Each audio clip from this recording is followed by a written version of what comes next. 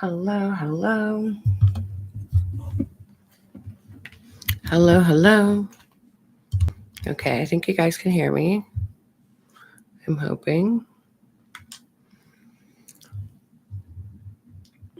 Don't mind all the stuff in the background. I'm packing to go to Arizona. Um, and Papa Rose not here. So my door's open. Happy Sunday. I did not do my Saturday shout out to my supporters yesterday or sorry, I'm trying to log in to go live on Facebook also. So, let me just make sure.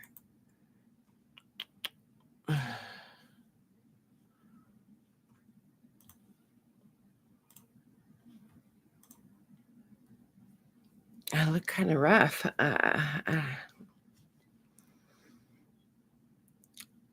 But it is what it is. If I don't do it now, I'm not going to do it. So I have been messing with ChatGPT and my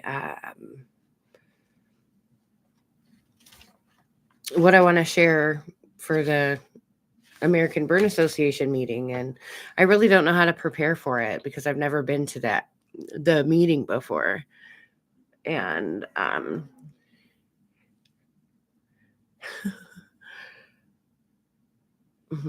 eyeliner is distracting me. Sorry, guys. So I don't know. I don't really know how to. I don't know how to prepare because I've never been to an event like this. I've never spoke on a panel in person, and I really don't know how to. I'm learning it all right now, and I have a lot on my brain, and so I have been practicing with ChatGPT on what to share.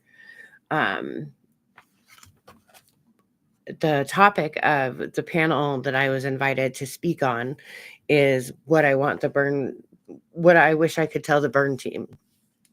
And so initially, when I was invited to share about this, I thought, oh, I'm going to share that I didn't take my exercises seriously because the person on the pamphlets was not burned. And I could show you the pamphlets, but they're in my closet. They're not right here accessible, but I still have the pamphlets. And so that's initially where I got my idea to share my journey because the people on those pamphlets don't look anything like me. And how could they expect me to take it seriously if my face doesn't move like that? And so that was one of my first thoughts is I would share about that. And so then I thought I read more about what they were trying to accomplish with this panel. And so it was kind of like I read the behind the scenes of what they expected to achieve by having this panel at the conference.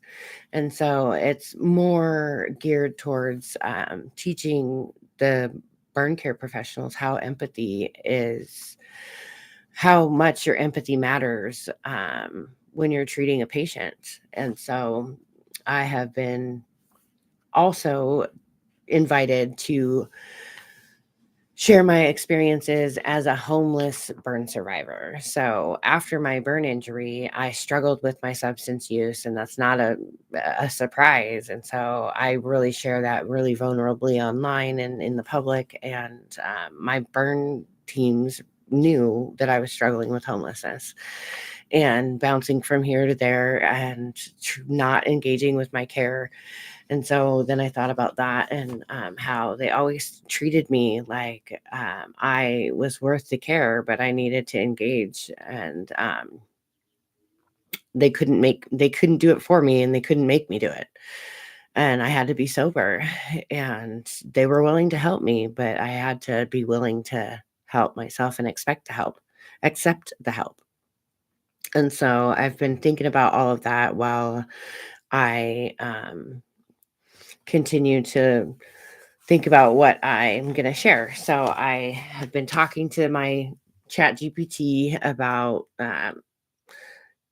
helping me create a speech around this. And let me try to, I want to go live on Facebook also. So hold on. And then I will share it with you all. Actually, I'm just going to record it. So this is my draft of my ABA speech for what I wish I could tell the burn team. And it's supposed to be between 10 and 12 minutes, I believe. So good afternoon. Thank you for allowing me to share my personal experiences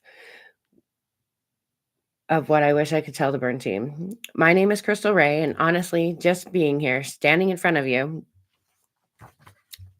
is a dream come true.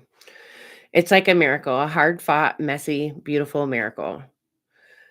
You see, these scars, they aren't just marks on my skin. They're a masterpiece. I often refer to it as my tapestry of ache. It's the map of my journey. On August 21st, 2019, the day of my self-inflicted gasoline fire. August 21st, 2019 is the day of my self-inflicted gasoline fire. The truth is, the fire started long before that day. It was fueled by years of trauma, by the crushing weight of addiction, and by a desperate act in front of the person who inflicted a horrific abuse to me as a small child. Imagine yourself waking up in the ICU, every inch of your body wrapped in bandages, the world a blur of pain, beeping machines, and constant voices of visitors and medical staff. I couldn't move, I couldn't eat, I couldn't even speak. I was utterly and completely dependent. And you, the burn team, became my lifeline. You didn't just treat my wounds. You fought for my life even when I didn't see the point. You held my hand, and when I screamed in pain, you looked me in the eye.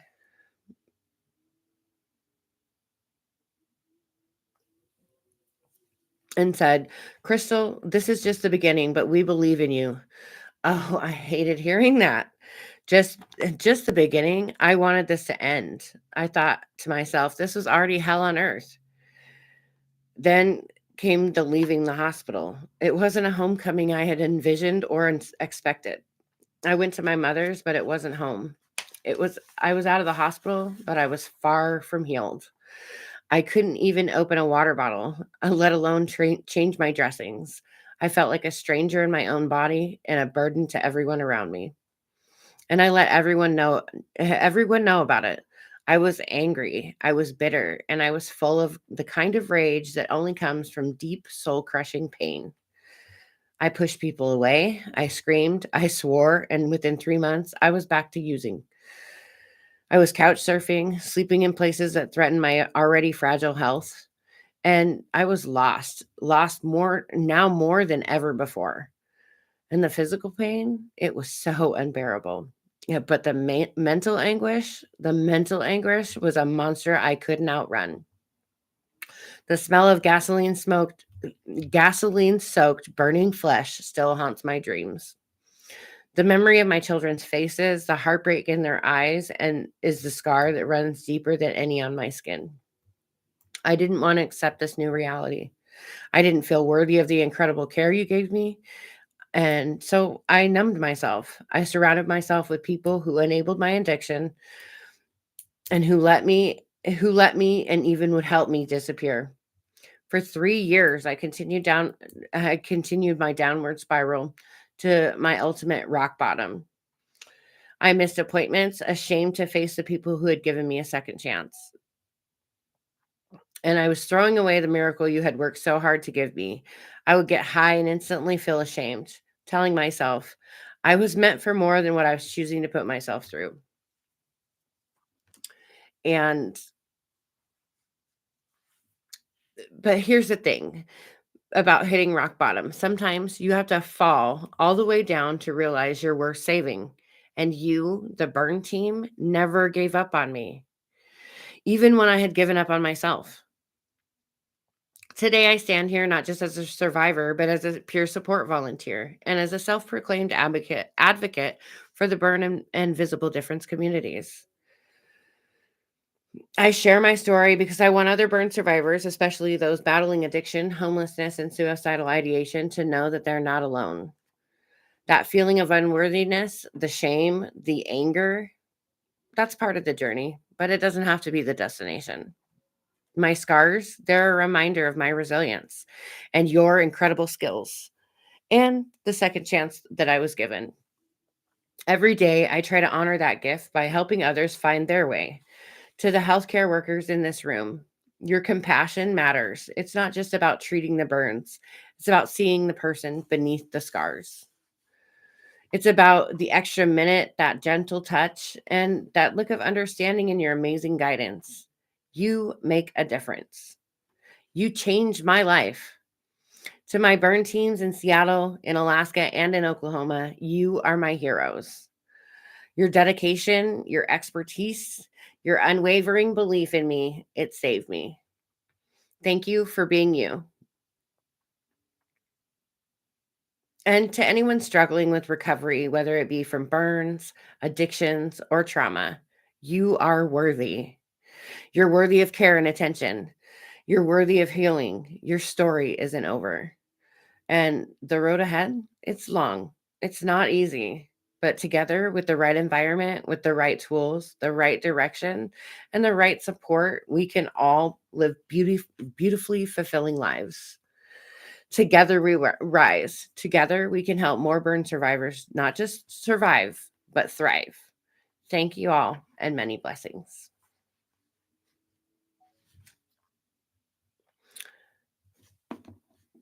So that is the longest draft that I have created. And I'm not sure if I'm done, but tell me what you think. Thank you for joining me and wish me luck in Arizona.